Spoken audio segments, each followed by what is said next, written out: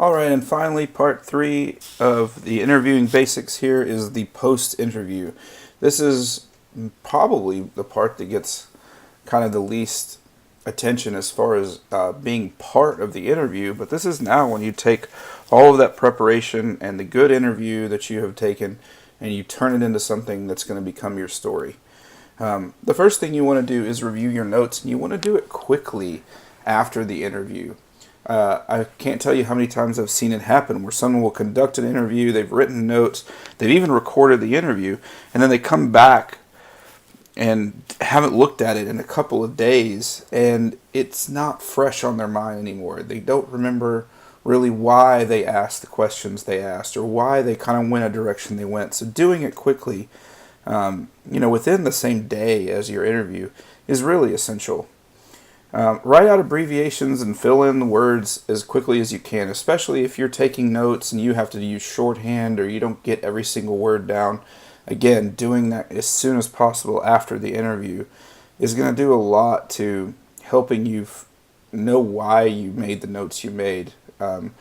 Even if it's something we're very interested in, we can often forget exactly why we asked something or did it the way we did it.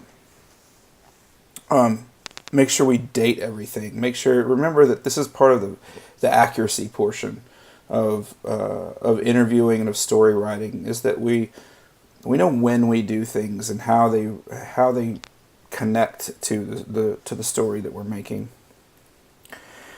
The last thing I want to talk about with I'm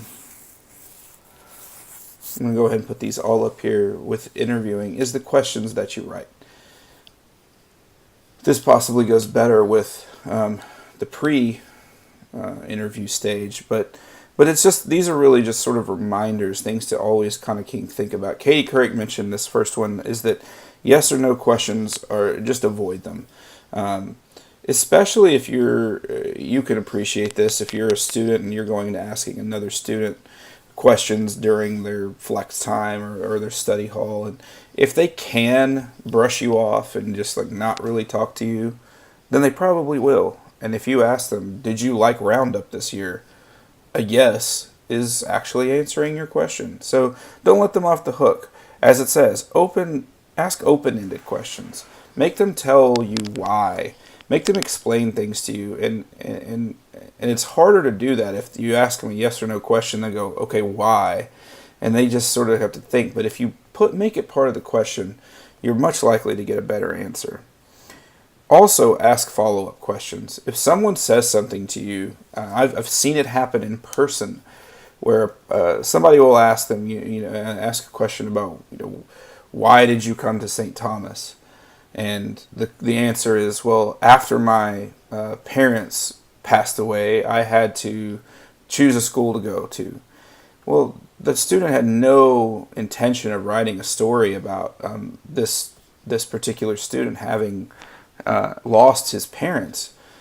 And instead of taking that direction and exploring that issue further, they just sort of blew past to their next question.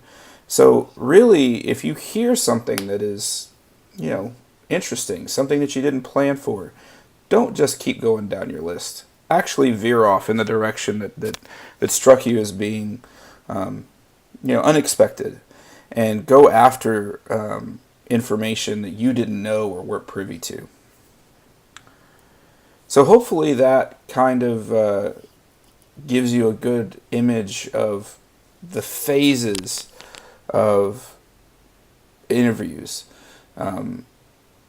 Interviews are difficult, they're fun, they're challenging, and they are absolutely essential to writing good stories.